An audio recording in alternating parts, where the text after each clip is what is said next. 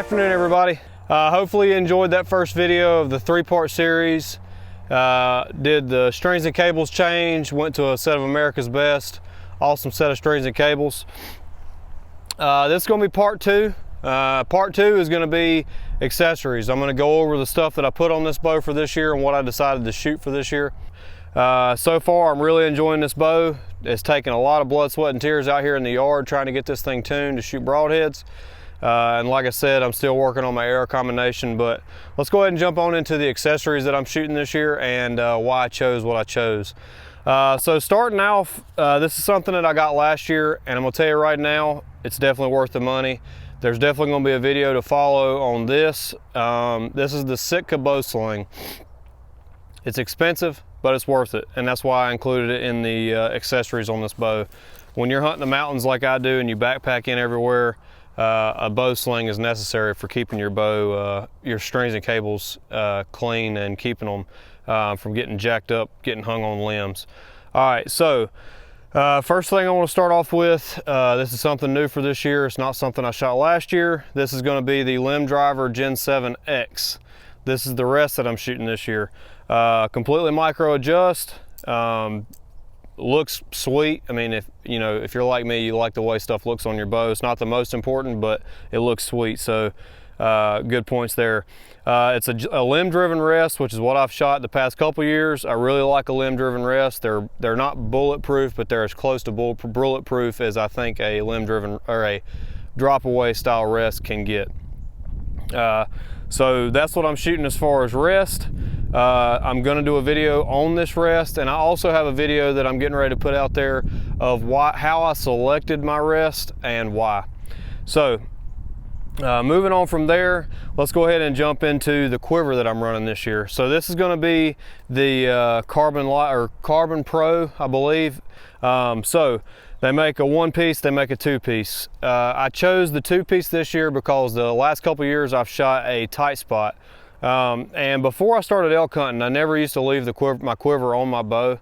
But I have ran into the case a couple times, actually deer hunting and turkey hunting, where I needed a follow-up arrow and didn't have it because my quiver was off hanging on a tree. So knowing the past couple years that I haven't taken my quiver off one time for any scenario, I went ahead and went with a two-piece quiver this year, trying to shed a little bit of weight as well as get a quiver that contains my arrows from top to bottom. So if you'll notice on this quiver here, my arrows, the bottom gripper actually grips just above where my fletchings are, and like I said, don't worry about the arrows. I just kind of got a jumble of arrows in here just to simulate the weight on the side of my bow. So Hoyt two-piece quiver is what I selected this year. I actually customized it a little bit. I cut the rod down just a little bit. This rod comes pretty long, making it adjustable to any bow. I don't need it on any bow, so I shortened it just to get rid of a little weight. I also shortened the studs that go off the riser that hold this quiver in order to get it as tight to the bow as possible. So I did that.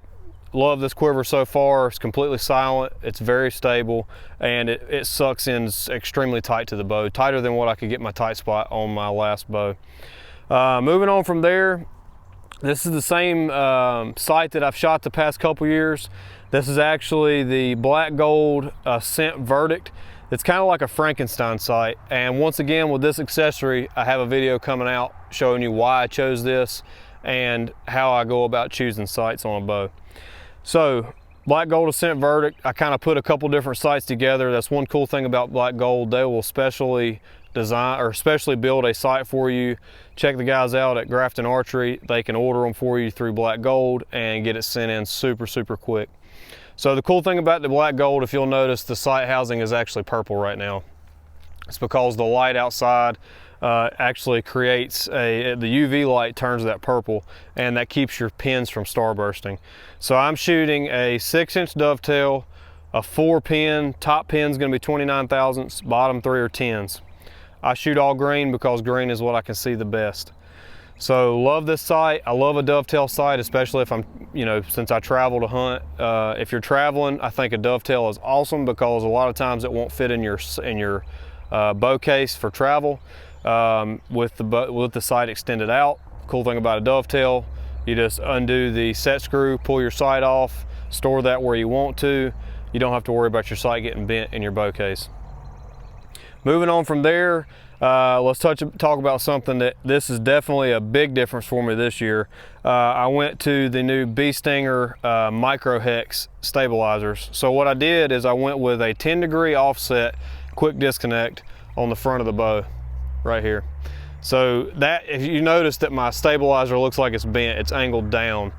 With the amount of weight that I have up top, shooting heavy arrows, shooting 100 grain tip with a 75 grain insert and 6 arrows, I need something down here, especially, you know, shooting a big sight, big quiver. I need something down here to kind of balance the weight out. So from doing a little research and seeing what other guys are shooting, I decided to go with a 10-degree offset bracket here with a quick disconnect. And as you notice, I can just pop this off, boom. Stabilizer's off. I want to stick it in my bow case, I'm good to go. Don't go off of what I've got the weight set at, because I may change it, but right now I've just got the 3 ounces that it comes with. 10-inch bar, love it. I think it makes a big difference in my groups. As soon as I put it on there, I could tell a difference. One thing you'll notice with these micro hex is they're really skinny, which helps cut down on the amount of drag that the wind puts on your bow. Also, they're super light throughout the shaft, and that makes you able to balance your bow out better because most of the weight is at the ends. So cool technology there. They also cut down a lot on vibration in the hand, and they just really help on stabilization of the bow. So I'm really impressed with these stabilizers. Another thing that's different is I went ahead and ordered Hoyt's back bar bracket. I think if you're shooting specifically shooting a Hoyt, you can't beat this bracket. Fully adjustable, and it locks into your string stop, so it's not going to move on you. So I've got that, and I'm shooting another micro hex stabilizer. This is their 6-inch bar.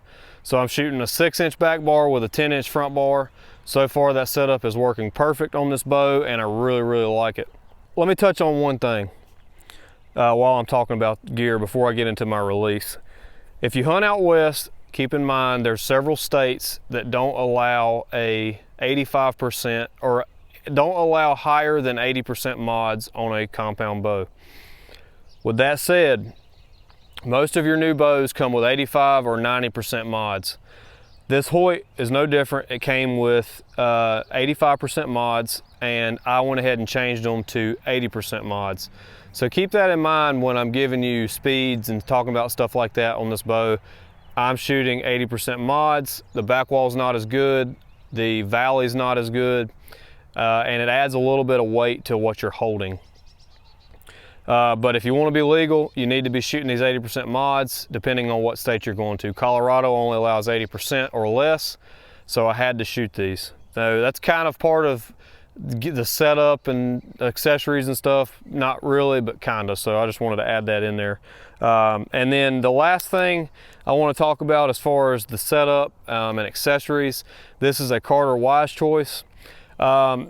One thing that I had to work on with this bow is because of the way that I shoot this release, when I draw back and turn my hand, I turn my hand up. I put a little bit of torque on the string if I don't have a long enough D-loop. So I have to shoot a little bit longer D-loop, not a problem, just keep that in mind. That said, I love this release. It's made my groups a lot tighter, and I just really enjoy it. I went from a wrist release. I was worried that I might lose this thing. Backpacking and things like that has not been an issue. Very well built, very crisp trigger, and it's very adjustable. I really like this release, and that kind of rounds out the accessories that I'm shooting on this bow. Like I said, I may change the weights just a little bit to mess with my stabilizers. I haven't had enough time to mess with that completely. So that may change a little bit, but other than that, this is the setup that I'm shooting on my new RX4, and I've been really, really impressed with it. So just keep your eyes out there for some of these other videos that I talked about that I'm going to be dropping. If I can figure out how to do it, I may actually put the link to those videos in this video. I haven't quite figured out how to do that yet, so bear with me. If not, I will link those videos in the description below if I have them done at the time of posting this video. So that's my setup for the 2020 season. I want to specifically thank the guys up there at Grafton Archery for getting me set up. They are awesome guys to work with. Go check them out. Go give them some love and spend some money up there. I know times are tough right now with the whole coronavirus going on, but check those guys out. They will do above and beyond what any other shop I've ever been to will do as far as getting you set up. With the struggles that I've had getting this bow to tune this year, they've spent more hours than what they needed to trying to get this thing set up for me and helping me along the process. So check those guys out. I appreciate you watching this video, and go ahead and check out some of my other videos. Please like and subscribe. Still trying to grow this channel. Check us out on Facebook and Instagram, and please leave a comment. Leave a like, leave a comment, leave a negative, whatever you want to leave. Just leave something on this channel, and please get some of your buddies to come out here and like and subscribe. So get out there and shoot during the whole thing going on with the coronavirus. Keep shooting, keep getting ready, and good luck to whatever season's coming up next for you. So appreciate you watching this video.